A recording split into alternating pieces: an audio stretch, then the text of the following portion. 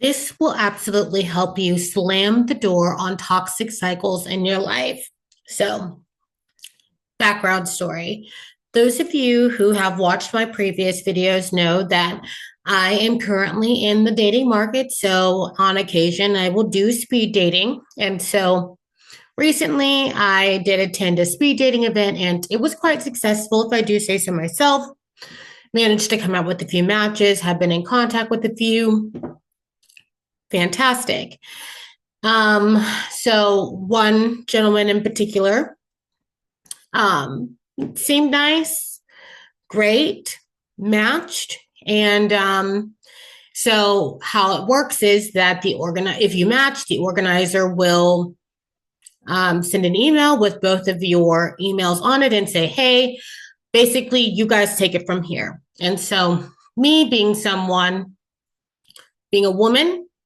being a woman wanting to remain in my feminine, I allow the man to initiate, and after that we'll converse, exchange numbers, and go from there. Anyway, because that's not what I really want to get caught up on. So one gentleman, um, after the emails were sent out, he was one of the ones that took some time to respond, which I think it was like I think it was like 3 days after the fact. No harm, no foul. When he did respond, he immediately asked for my number, which I thought was great. So then I gave him my number, and then he said he would send me a message or send me a text message shortly. After that, crickets. And I'm not talking about crickets for a day or two. I'm talking about 4 days. And so we're coming up on, when was that? Was that Thursday of last week? So we're coming up on a full week of this since this has happened. And for me, I'm in observation mode. I'm not going to think too much about it. I'm just going to allow those who emerge to emerge. I'm just going to sit back, observe behaviors, the kind of conversations we're having, because really for me, it's about alignment versus making any quick assumptions or decisions or anything like that. So I just have observed that I've given you my number several days ago. No, and we haven't had any, and there's been no follow up after that. Noted. No harm, no foul. So the gentleman then decides to reach out today.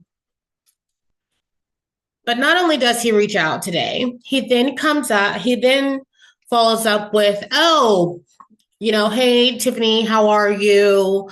Um, you're an Android user." And then follows up with all these different like emojis. Listen, we're in 2026. If you are one of those people who still are concerned about if people are an iPhone or an Android user, I don't know what to tell you. To me, that is ridiculous. There are wars going on like that. And immediately I was annoyed. And so I just was like, you know what? I can already sense that this is not going to be a match. Not only because I've observed that it has been just about a full week cycle since this initial communication has started. And he's asked for communication and has not followed up when there has been other people who have followed up quite quickly, has been intentional about putting plans in place. And so that has really stuck out to me. But with this gentleman or this person, that just hasn't been the case. And so immediately I started to feel all of the things internally. And especially when he followed up with that whole Android iPhone user. And it's not even that like I care that he was like making the joke. It was just like, is this really what we're going? As long as it's been since I've given you my contact information, this is what we're going to start our conversation with, like that. that kind of like negging kind of energy? Absolutely not. Immediately don't want anything to do with it.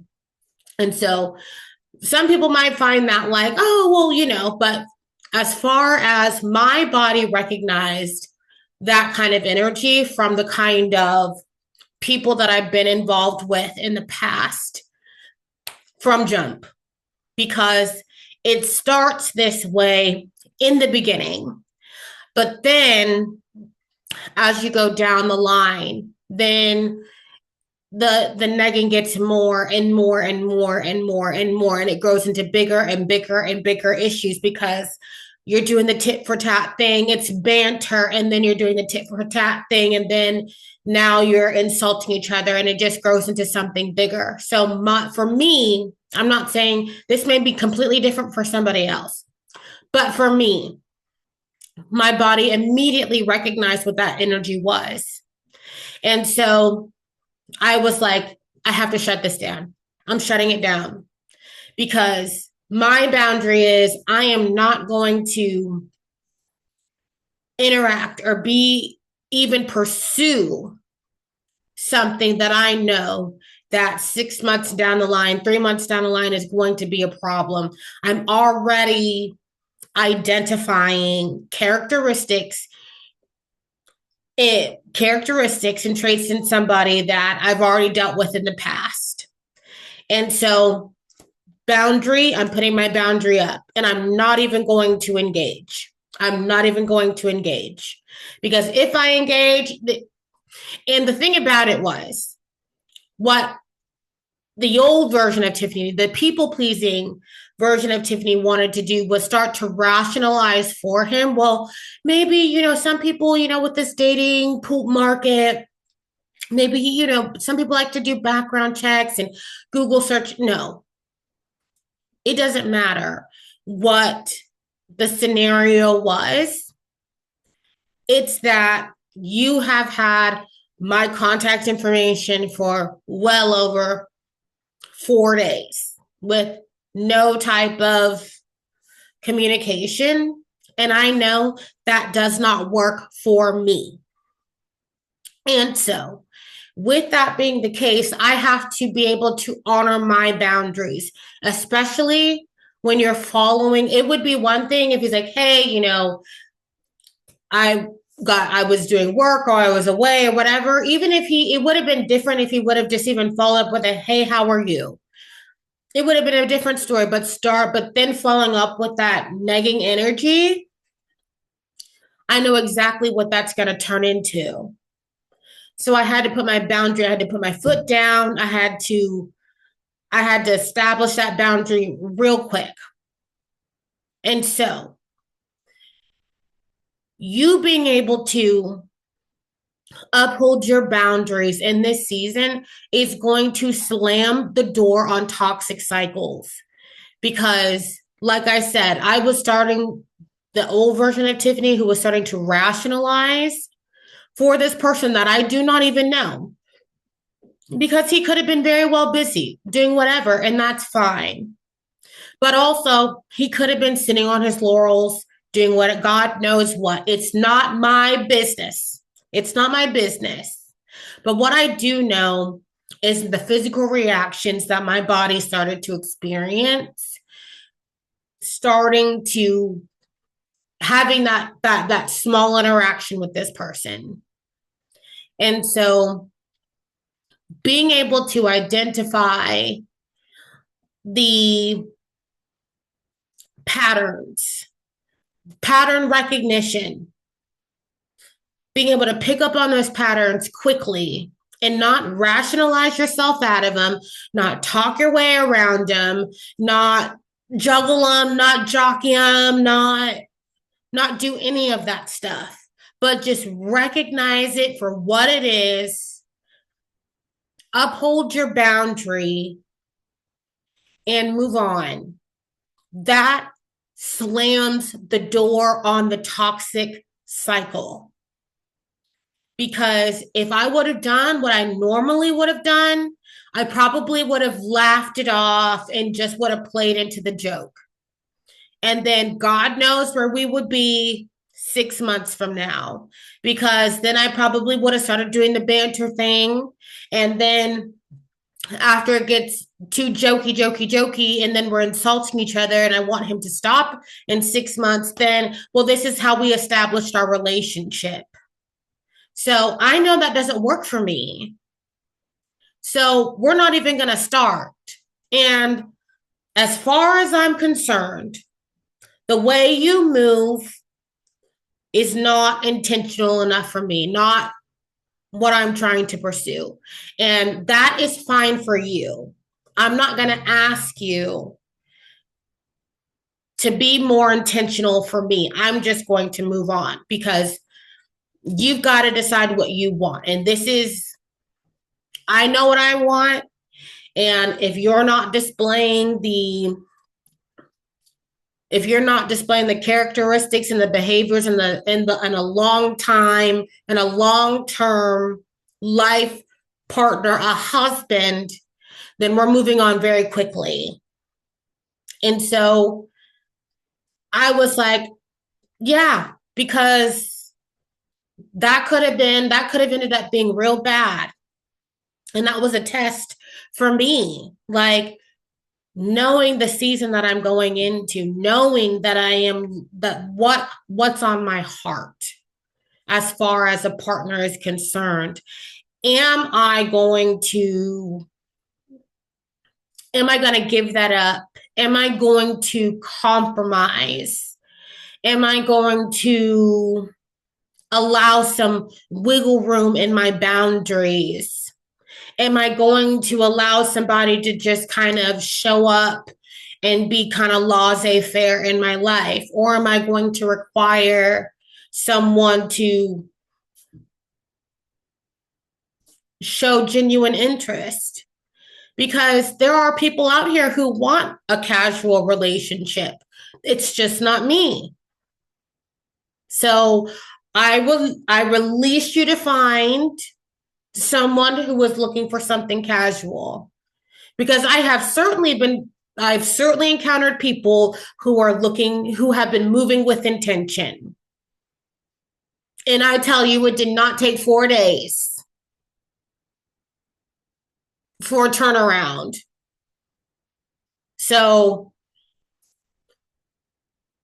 it's about teaching people how to treat you. And first things first, knowing how you're going to treat yourself first. Because if you can't be trusted with how you're going to treat yourself, don't expect anybody else to follow suit with that, because you can't start a relationship, and this is just not in romantic relationships. You can't, this isn't platonic, this isn't work, this isn't anything. You can't just start a relationship one way and then just think you're gonna, change it, switch it up. I mean, you can, it just makes things more difficult. But prayerfully, you have people who will be able to navigate those seasons with you, but a lot of people can't, especially romantic relationships. So move with intention. Be intentional with yourself. Be intentional with your boundaries. Be intentional, so then you are not opening doors. You are not reigniting toxic cycles, because they're going to come back. They're going to give you an opportunity to jump right back in them. So knowing the patterns, knowing your patterns, knowing the way that you have thought previously, and understanding what has got you from point A to point B and what's different now. And understanding that there is nothing worth throwing me off course. Because it's not worth 3 months of hell. It's not worth 6 months of hell. It's not worth 2-3 years of hell just to say that I have somebody in my life. And if you're in that place, because especially if you have been single and your heart's desire is to be in a committed relationship. Do you want that more than you want God? Do you want that relationship? Is that relationship more important to you than your relationship with God? Because if that's the truth, if that is where you stand, you bet your bottom dollar you will encounter counterfeits that will drag you through every way to Hades before the real thing shows up. And believe me, God will not bring the real thing until you understand that your relationship with Him is of the utmost importance.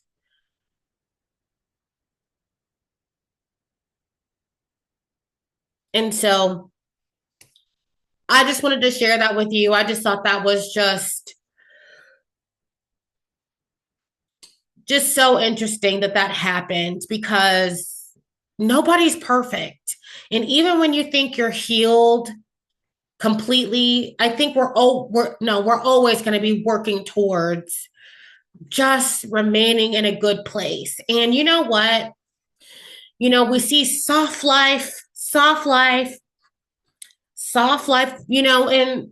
I've come to understand what a real soft life is. And it's not sitting in a hot bubble bath with scented bath bombs with strawberries and whipped cream and cheesecake and matching bath rugs and towels. That sounds lovely. And scented candles and a mocktail to match. It sounds lovely, but that is not a soft life. A true soft life is peace. Peace. That is a soft life. Is knowing that waking up well in your right mind, uncompromised. Because you know what? There's no one that can pull me off of my boundaries. And when you're operating within your boundaries and you're saying, hey, I feel my cortisol levels ticking up. I feel my cortisol levels rising. Not in a good way, not in a good stress way, but in a bad stress way, then we need to re-examine some things. So that's a soft life. Knowing that I can trust myself with myself. That is a soft life. And so I'm going to leave it there. My name is Tiffany, and on this channel, we're learning to lead ourselves well so we can serve others better. It's a faith-based channel. I talk about but I also talk about universal leadership concepts. So you're going to get a little bit of everything. So you're going to get some leadership. You're going to get some encouragement. You're going to get some edification. So I hope that you enjoyed this video. If you haven't already checked out some of my other ones, please feel free to do so. Please like, share, and subscribe, and we'll talk soon. Have a good day. Bye-bye.